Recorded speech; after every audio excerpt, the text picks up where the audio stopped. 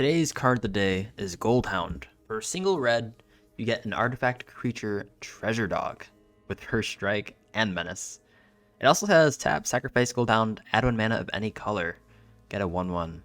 I think this is the second card where it's a token but sort of been made into an actual magic card. I think we've seen a treasure dog. No, we've seen a clue dog before. It sacrifices itself, I think, and then it creates. You draw a card, right? Sort of like in the same vein, although I think this one's a little better. This feels like one of those cards that you see in spoiler season and just like, oh, that's a pretty neat card for like a standard deck, but you don't really give it too much thought into how it could be used in EDH.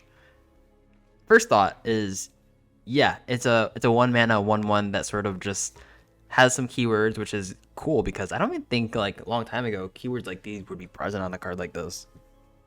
Has some keywords, probably not too important. Maybe the menace comes up, maybe the first strike comes up, but other than that, probably not too important. You've got to sack it and create a mana. Listen, every time I played a 3 mana commander, I'm just like, geez, imagine if I played this a turn earlier. Like, there's a lot of times where like, even not a commander, like imagine you have something in your hand and you just gotta hold something up, right? Keep your gold down on blocking duty, even that. This could be super useful. Getting that out super early, oh yeah. And I think this definitely goes into your slots for mana production or mana ramp. This is definitely going in there. And not only is it good for like ramping super early, like think of your commander in every game. Usually it's super helpful. Now getting that out first is probably the best because it gives you priority over doing the next biggest thing while probably being synergistic, seeing that your things you're getting from your deck probably synergizes your commander pretty well. Now, being the person to do something is probably going to push your game plan up faster than anyone else, meaning you're getting some sort of advantage and are more likely to win the game, yada, yada, yada. But hear me out. There's other reasons for this as well. Say you draw this like a turn later than you play your commander. If you're playing something like Onoda or Tymna, this just becomes like another draw card, right? 1 mana draw card, multiple turns because it's a permanent that keeps on drawing cards. It's also super evasive. So if you're playing a Tymna, this is 1 mana draw card. And listen, not many people are gonna, really want to put 2 things in front of the menace. If they're putting 2 things in front of the menace creature, something scarier is. When I say menace creature, I mean Goldhound. Something scarier is probably going in front of them because you probably know how they're gonna block given the board state. Yeah, I think this card is like pretty gas in that sort of deck. In Onoda, notably, it's a treasure dog. So it's going to be triggering Onoda. Pretty good. And even if you're not blocking for an attack, like, you just hold up for blocker.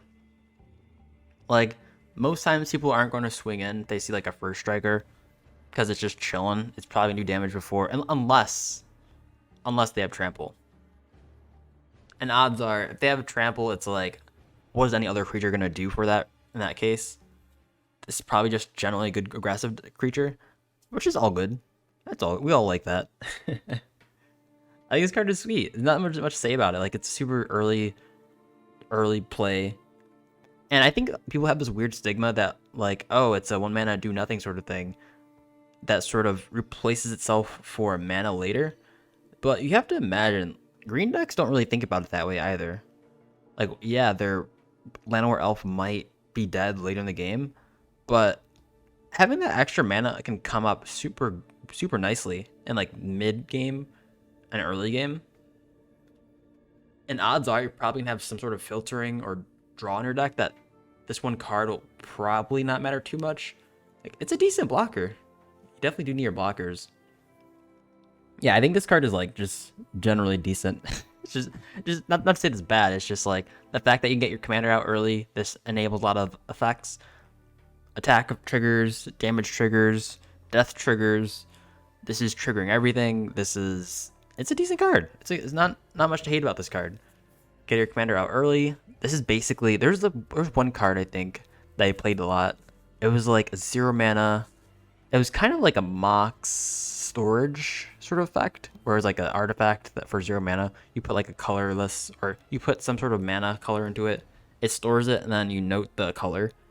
You can use that color you noted to tap it again some other turn to float that color mana. This is kind of like that, right? Granted, that costs one less, that is a 0, and it also, wasn't a creature. But I guess this just enables a lot of strategies. It's definitely a decent card. But of course, let me know what y'all think about this card. Y'all playing it? Is it too bad? Am I like hyping up too much? I imagine it's just sort of in the same vein as Llanowar Elf, except you're playing red, so you don't have Llanowar. You've got Goldhound, Llanowar at home. No, I'm just kidding. This is a decent card. Let me know what you guys think about this. Comments below. Peace out.